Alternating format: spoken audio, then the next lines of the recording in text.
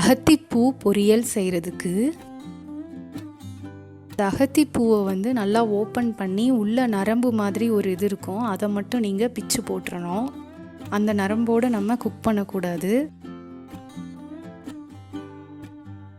ஒரு 2 தடவை நல்லா கழுவிட்டு அகத்திப்பூ ஃபுல்லாகவே குட்டி குட்டியாக கட் பண்ணி வச்சுக்கோங்க.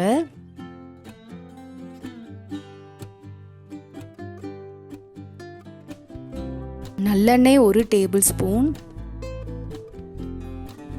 கடுகு 1/2 ஸ்பூன், உளுத்தம்பருப்பு 1/2 ஸ்பூன்,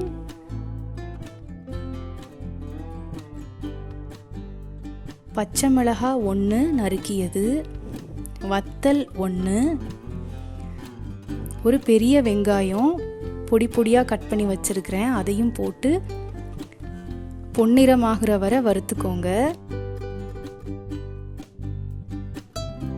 அப்புறமா நம்ம க்ளீன் பண்ணி கட் பண்ணி வச்சுருக்கிற அகத்திப்பூவையும் போட்டு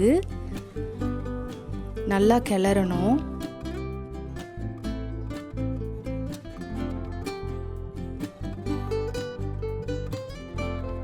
ஒரு 3 நிமிஷம் கண்டினியூஸாக கிளறணும் அகத்திப்பூவை.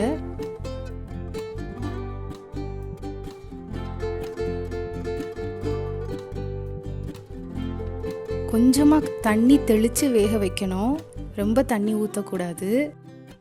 2லேருந்து 3 நிமிஷத்துலேயே இந்த அகத்திப்பூ வந்து வெந்துடும். நல்லா உப்பு தேவையான அளவு நல்லா மிக்ஸ் பண்ணிக்கோங்க. துருவிய தேங்காய் 1/4 கப் சேர்த்து நல்லா கிளறிட்டு அவ்வளோதான், ஸ்விட்ச் ஆஃப் பண்ணிடலாம். ரொம்பவே ஹெல்த்தியான அகத்தி கீரை பொரியல் ரெடி ஆயிடுச்சு.